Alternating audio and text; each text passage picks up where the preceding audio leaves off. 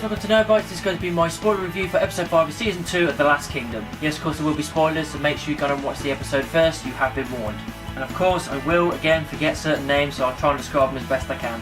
3 years later, they jumped ahead a few years, they end up taking out a camp and freeing the villagers, and he's talking to a little girl telling her she has to be strong, and then bang, the title kicks in. So we've jumped ahead a few years, which is cool really, it stops us from getting too stale.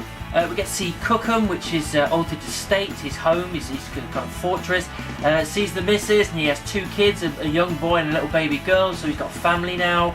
And then you've got Ethelwald appearing out of nowhere, sober as a judge, telling him that he should be king, and someone else is telling him there's some kind of prophecy and a dead man rising, and that kind of like moves on as the episode goes on. Then we have Alfred and all of his like priests and his people and everything visiting Alfred in his camp. And he's not happy and impressed with Alfred, but what he's doing is very Viking-like type stuff. He's just been killing people without fair trial, that kind of stuff. Not very godly, basically. And they're slowly became more and more in this episode, and as the series goes on, they're disagreeing a lot more. Then we get one of the Viking brothers, I think it's Eric. He appears and again mentions this kind of undead, this ghost guy, this Bayon, I think he's called, saying that he needs him and everything. He wants Alfred at a meeting, this kind of stuff, to show him something. So it seems like this whole thing's like building something, which obviously comes to later on in the episode. Father Bjorka has this kind of moment with Alfred and saying that he wants to get rid of he wants the sister gone out of his sight because she's a distraction, and then you find out he likes her. He actually has formed fondness to her and everything, and doesn't want to be without her, but he wants her gone because it's obviously distracting from him being godly and praying and all this kind of stuff in his busy work. And then Alfred just kind of like is happy and just gives him his blessing. Get married, bed her, be together.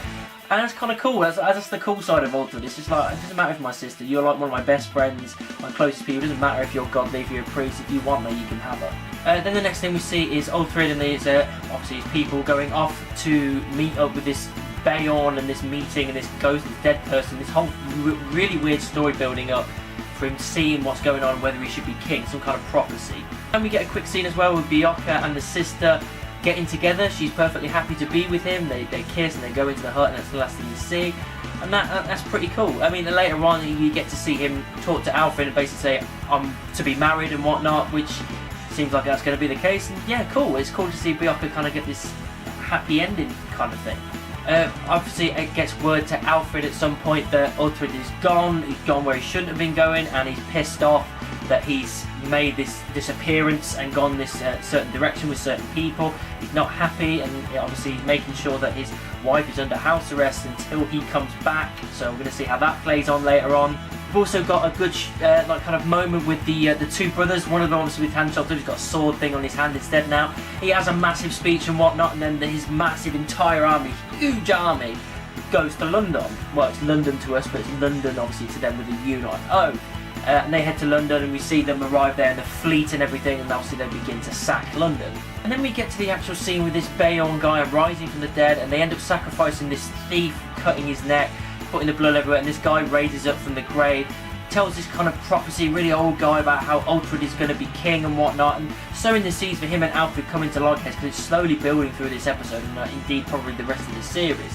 And then he just kind of falls down to his death, and that's the end of that. And then a few moments later, after everyone's gone, you see one of Alfred's men, I can't remember the guy, he's wanting to marry someone through this entire episode and waiting for Alfred's blessing, which is a little side thing really. But he's there by himself, and then he sees the guy rise up again when no one else is there. So it seems like it's obviously a setup. All this has been planned and plotted to put that seed of doubt in Alfred's mind, to say to him that you are going to be king, to get him to fight against Alfred, because obviously if they're at loggerheads, then it's a big deal, you know what I mean? If they're together, they're strong, apart is bad, so people are trying to split them up. And then the final bit, it looks like it's kind of a vague kind of thing, that it looks like they're going to be going to London to face the brothers by the looks of it, and that's how the episode ends. Overall guys, good episode. I think it was, it was a little bit stripped back this time. It was less fighting and action and blood and death or anything like that. It was more character building in this and plot building, just building up to this thing, and mainly it was focusing on Alfred and Alfred's relationship and how they're slowly coming to to blows really, because they think a bit different things, although he's been told what to do and doesn't like it. They're slowly disagreeing more and more until they're going to come to blows, I assume. So we'll see how that goes in the series, but I'm looking forward to seeing where it goes. So that's what I thought of episode 5 of season 2 of The Last Kingdom. What did you think about it? Let me know down in the comments or send me an email. You can also find me on the various social medias, Facebook, Twitter, Instagram, moviepilot.com. Just type in Nerdbytes anywhere and I'm sure you'll find me. Don't forget to like, subscribe and share my videos.